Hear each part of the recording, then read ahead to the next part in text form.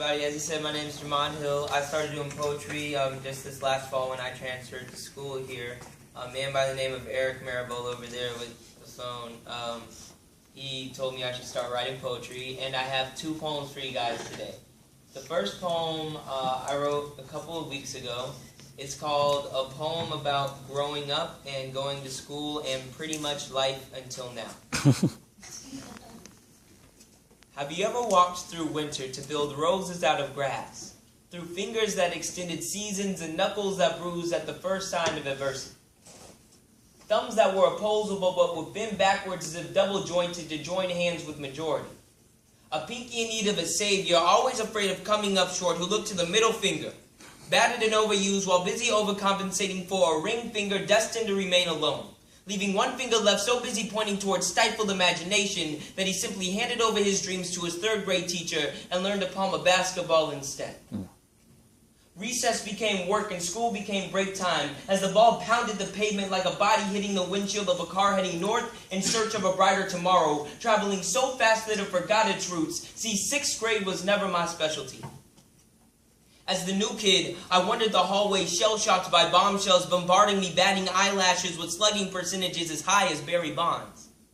My nervousness was the steroid as I stared into the gateways of a privilege they possessed, not knowing that as the only black boy in school, I would be hunted. Like an antelope who grew up with eagles only to come of age and learn he'd never fly. So I daydreamed wings and soared through class with flying colors. I wonder if they smiled because of my flying colors or because I was flying colored. My crayon box was always used up as I tried to fill in the whites of their eyes with a shade of acceptance. The only colors that worked were pigskin and hardwood, so I became the star athlete and only read books at bedtime. The court became my sanctuary, and I threw up prayers that were always answered. I passed scriptures, dribbled holy water on sinners, and laid up offerings till I learned to dunk baptisms in my tattered choir robe, stained in a sweat only earned after the performance at the expense of a white crowd. Little did I know I was the modern-day Mandingo. Yo. Excuse me, but this basketball is the only thing keeping me off this minimum wage plantation. This 9 to 5 to support my 5 to 9 kids ages 1 through 4 who have hands like boxes, ready to square off with the society that told them they were never good enough to try angles. I entered high school as confused as a caveman, taking a 7th grade geometry test.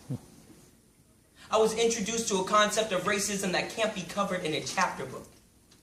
In the space where smiles and laughter turned to smile and slaughter, they grinned as they twisted the knife in my back that shattered like a weak backboard. I was never taught to bank in my shot at life. They wouldn't give us money unless they knew we let it sift through our fingers as easily as glitter shines on a kindergarten project, screaming innocence with a delicate freckled face. The moment our dreams became cemented in sleep, I awoke clinging to eyelids that allowed me to live a life built on Nikes and Spalding. Reality tugged at my bedsheets as I entered college, ready to pick these cotton fields they call class. At first, my surroundings seemed simple enough, but as slowly as summer comes to a schoolboy, my courses became cells, my student ID was my serial number, and my teachers, masters of appropriation and assimilation, they assembled an army of free thinkers who used their brains as weapons and touted untold histories like hand grenades ready to drop bombs on the world. We thought we were being equipped with the unknown. We were actually being prepared for the unspoken. Thank you.